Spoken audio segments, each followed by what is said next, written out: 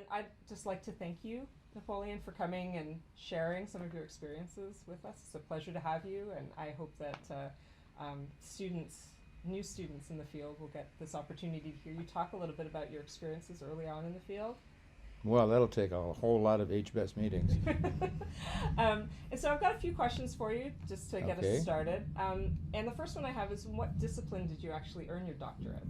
Well, I earned my doctorate in anthropology at the University of Michigan.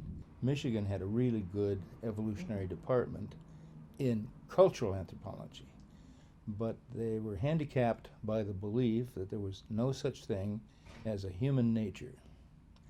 It was all a cultural nature. In fact, one of my teachers there was a guy named Marshall Salmon, Yes. who wrote a book called The Use and Abuse of Biology in 1976 in response to Ed Wilson's book, Sociobiology.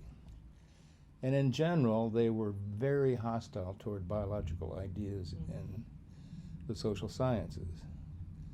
But because I worked among the Yanomama, really isolated, demographically intact, warring people, which was rare at the time, I happened to collect genealogies on 5 generations of people, and I realized that even though Solons and other anthropologists like Morton Freed and Marvin Harris resented the implication that kinship had anything to do with biology, they didn't tell the Yanomama this. And so it became very, very clear to me that closeness of genetic relationships were important to the Yanomama. And this was something that had never been covered in my training at Michigan.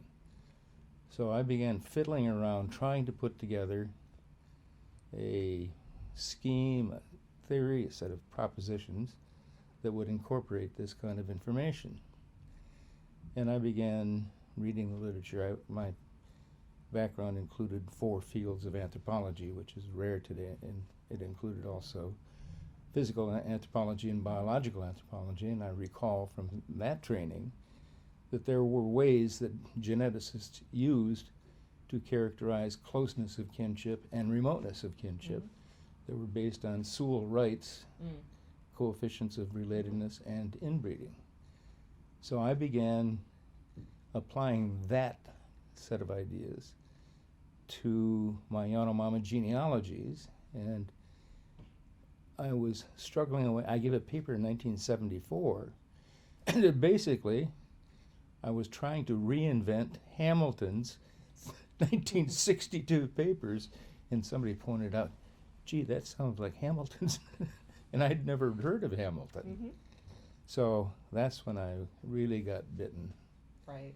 And I plunged headlong into it, and full speed ahead, damn the torpedoes.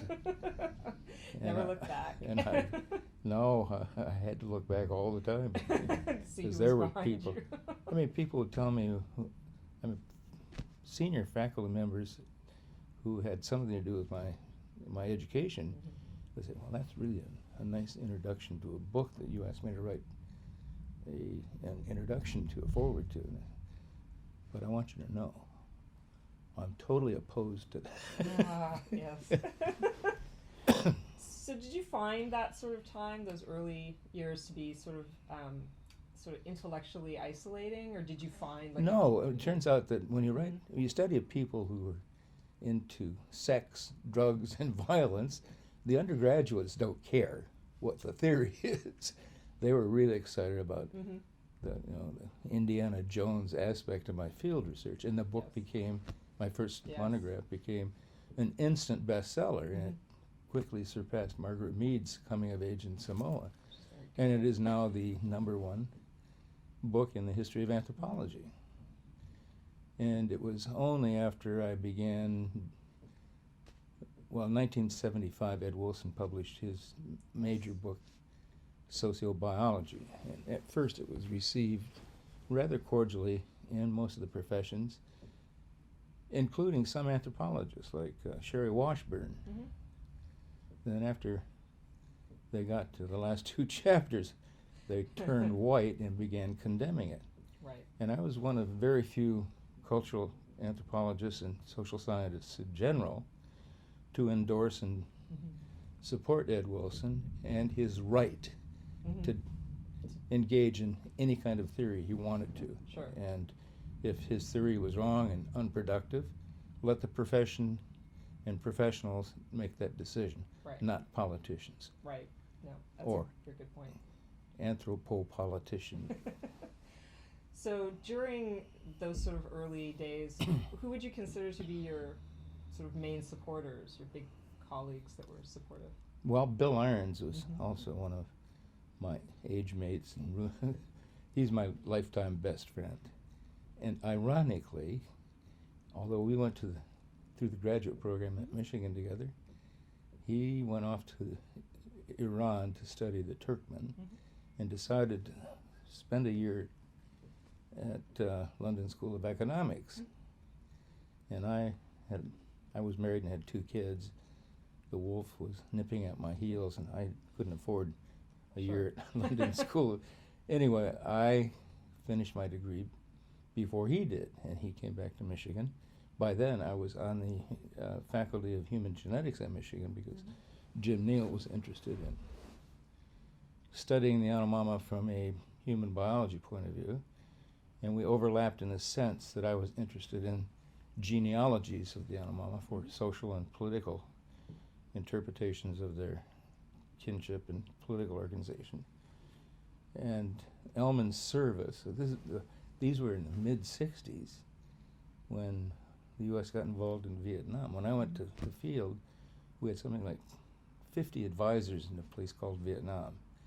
When I came back 17 months later, we had 250,000 combat troops in Vietnam. I couldn't believe what the hell happened in the interim. And Elman's service, one of my major professors in the anthropology department in Michigan, got so angry with some of the faculty, Marshall Solins in particular, because he began flunking students out of the graduate program because they failed to protest the war in Vietnam. And this went on for a number of years. Anyway, when Elman Service left, nobody bothered to check the curriculum and course offerings for the following fall term. And they realized that Elman Service had several courses that he was going to teach, and he had gone. And so they asked me to teach them. So, but my conditions of my appointment in human genetics, which is in the School of Medicine, forbade me from taking money from a different branch of the university. So I taught these courses gratis. And it was under Needle's protest. But it was my way of keeping my hand in the anthropological pie. Sure. And then they began considering hiring me in the anthropology department and taking me away from human genetics. By then, I was getting very prominent for a young guy. I was very popular in the undergraduate education arena, and I began making some documentary films that were very popular. So they wanted to hire me. Anyway, I had a joint appointment in the anthropology department for about a year until they took me over completely. Right. And it was that year that Bill Irons returned from the Turkmen. And I was theoretically eligible to serve on his doctoral committee. So technically, Bill Irons, who's older than I am, was one of my first graduate students. Excellent. And we joke about that all the time. Bill, I told you, everything you know, I told you all about. And of course, we've been lifelong friends. In fact, he and Dick Alexander are coming to my house in Traverse City, which has become a kind of an irregular event every August. And we're going to meet at my house. They'll be my house guests, and we'll talk about how we solved all the world's problems. If only everyone would listen to us. Right. Well, we're going to tape record it this time. That's an excellent idea. Excellent idea.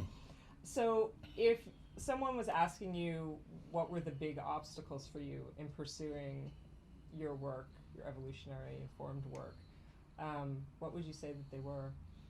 Opposition by anti-scientists and anti-biologists in the social sciences, anthropology in particular. Mm-hmm. Yeah, Michigan had a great theoretical department of evolutionism, Mm-hmm.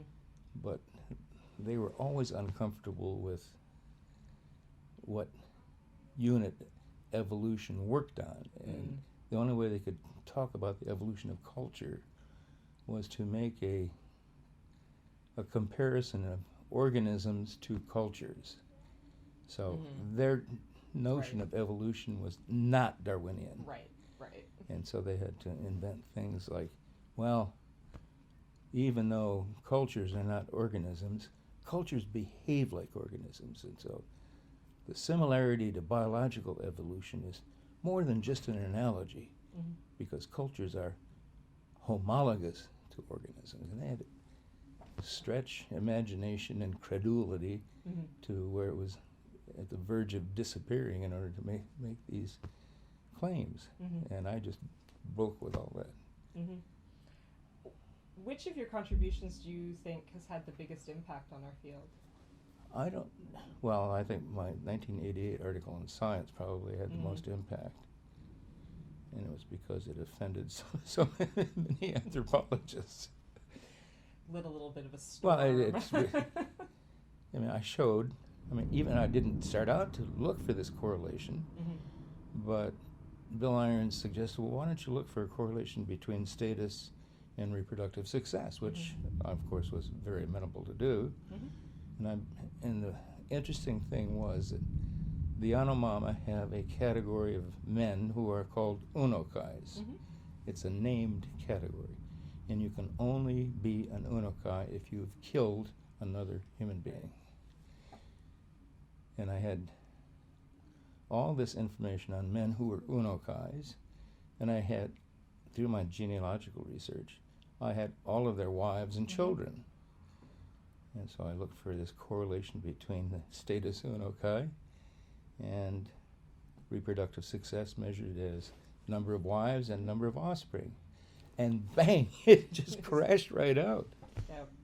And it is now known as killers have more kids. Yes. If you had by the people who are offended by it, yes. If you had to, look at... Let me make one other point. Also, the book that Irons and I edited, Evolutionary Biology and Human Social Behavior,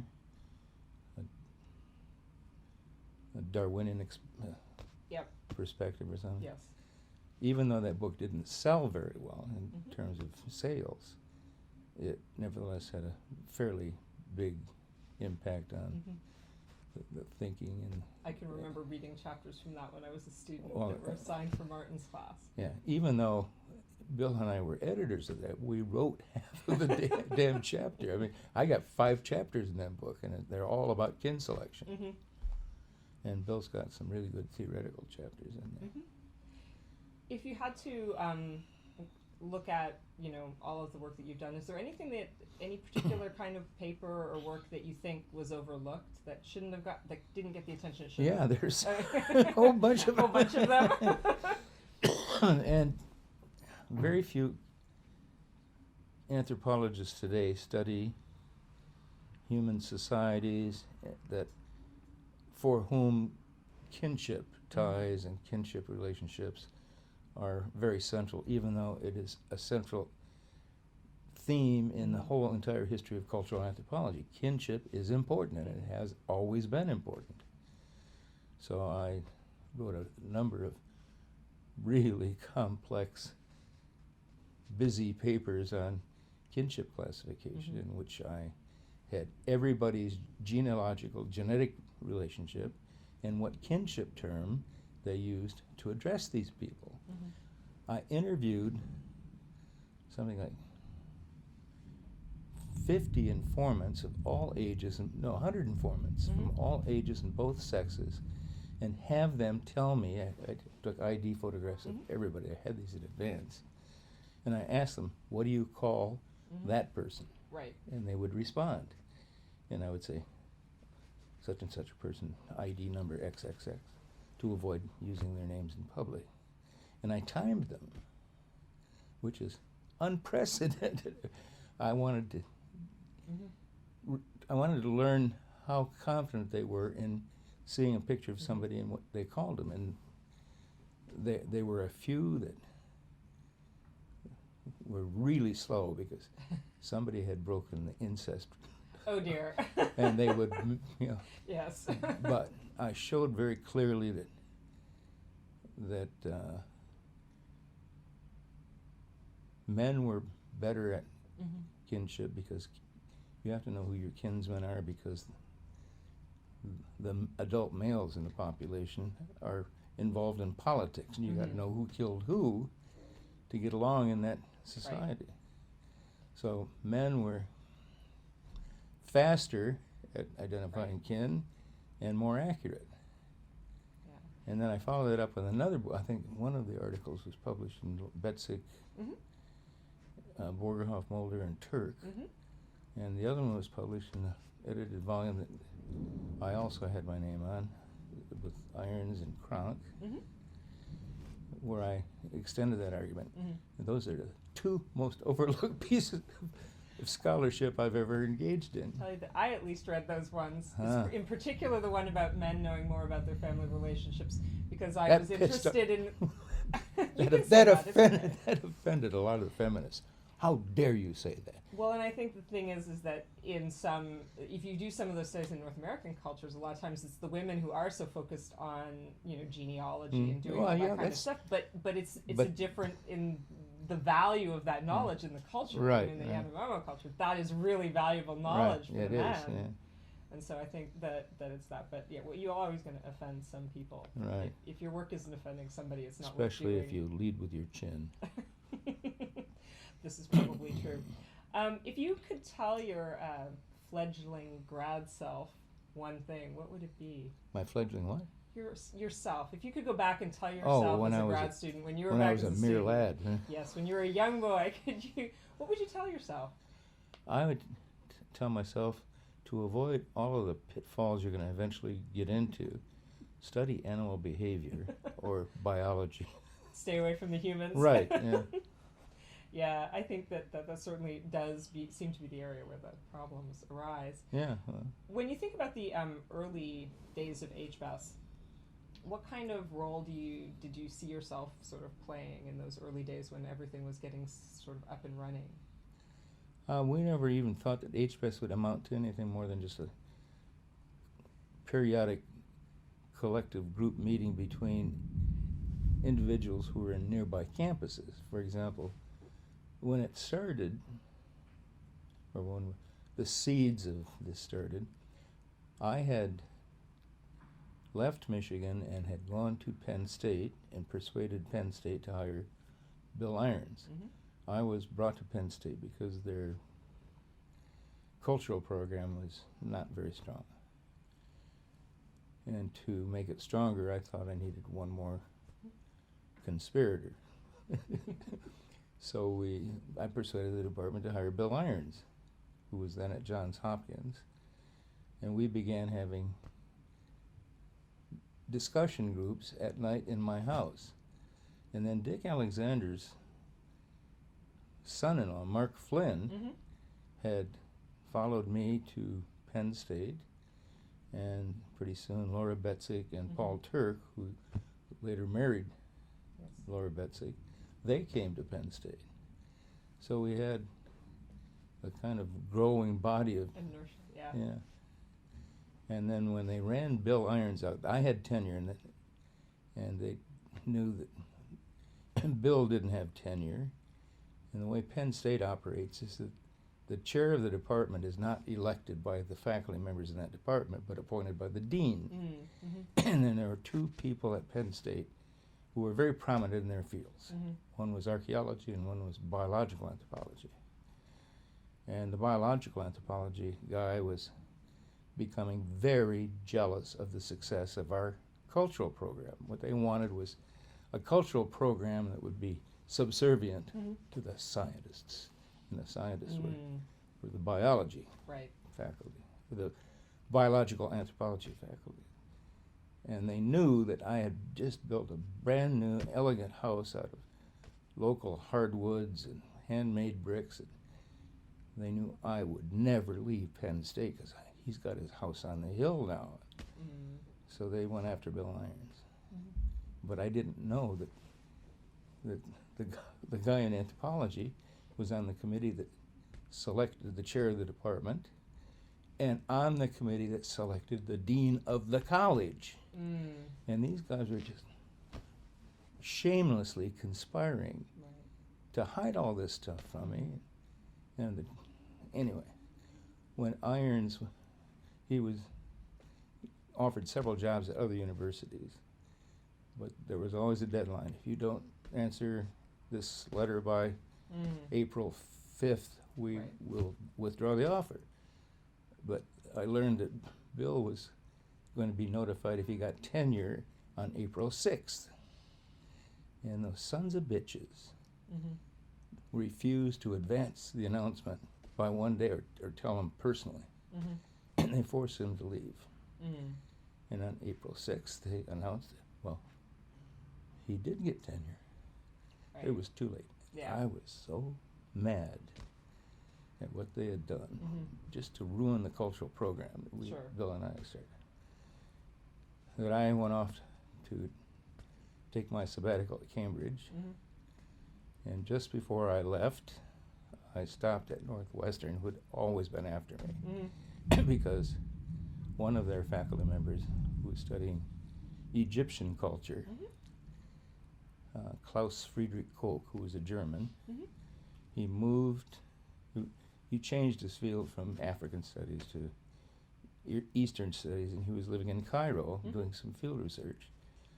He locked himself out of his apartment on the 5th floor of a building, and being a good German, so I could make it. I will just jump from that balcony to that balcony. And he missed. Dashed his brains out on the street. And he was a full professor at Northwestern. And as I was leaving the country, they asked me to stop and interview for his position. And I took it right on the spot. Went off to England. And Penn State didn't know that.